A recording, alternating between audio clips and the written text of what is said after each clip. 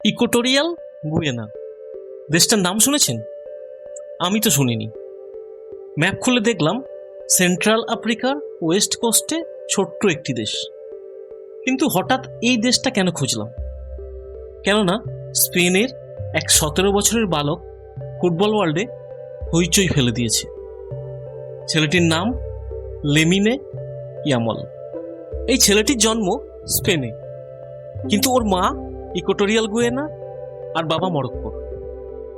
ছেলেটির এমন ফুটবল প্রতিভা যে মাত্র 16+ বয়সে সে স্পেনের জাতীয় দলে জায়গা করে নিয়েছে এবং আবির্ভাবে ইউরো কাপ মাতিয়ে দিয়েছে। এ যেন এক অভিমন্যু যে কুরুক্ষেত্রে চক্রবর্ণ ভেদ করে ঢুকে পড়েছে, যার যুদ্ধ দেখে বিশ্ব দ্রোণের মতো তাবর তাবর ফুটবল কোচেরাও বলছেন ঠিক যেন অর্জুন। ইউরোপের খবরে প্রকাশ, প্যারিসের সাঁজা ক্লাব নাকি এই বাচ্চা প্লেয়ারটিকে পেতে ঝাঁপিয়েছে এবং তারা নাকি ওর জন্য 225 মিলিয়ন ইউরো, ভারতীয় টাকায় 2000 কোটি টাকারও বেশি দিতে রাজি। এত টাকা তারা নেইমারের জন্যও দেয়নি। কিন্তু তার থেকেও আরো আশ্চর্যের খবরটি প্রকাশ করেছে একটি জার্মান খবরের কাগজ, বিল্ড। খবরটি হলো এই প্লেয়ারটিকে নিয়ে স্পেনের ন্যাশনাল কোচ ডেলা ফন্টে বড়ই বিপদে পড়েছেন। তার কারণ হলো German labour law. German labour law অনুযায়ী কোনো নাবালক বা নাবালিকাকে রাত 8টার পরে কাজ করানো যায় না। প্রফেশনাল অ্যাথলেটিকদের জন্য কিছুটা ছাড় দিয়ে সেটা নাকি রাত 10টা।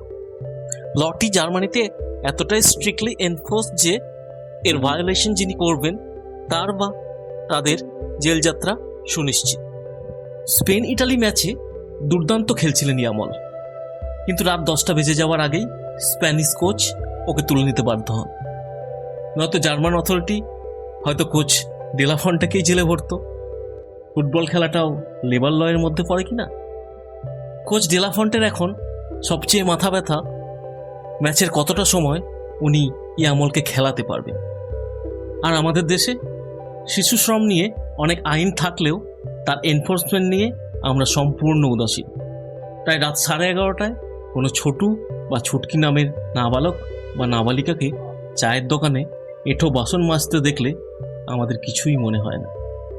এই ছোটু বা ছুটকিরা কোনোদিন জানতেও পারবে না যে তাদেরই বয়সী একটি ছেলে পৃথিবীর সবচেয়ে ধনী ফুটবলার হতে চলেছে, যার কাজের সময় নিয়ে একটি দেশের আইন স্পেনের জাতীয় ফুটবল দলের অফিসিয়ালদের রাতের ঘুম কেড়ে নিয়েছে। এইরকম আরও সুন্দর সুন্দর ভিডিও পেতে প্রোফাইলটাকে ফলো করে দিন, আর ভিডিওটিকে লাইক ও শেয়ার করতে ভুলবেন না। Thank you.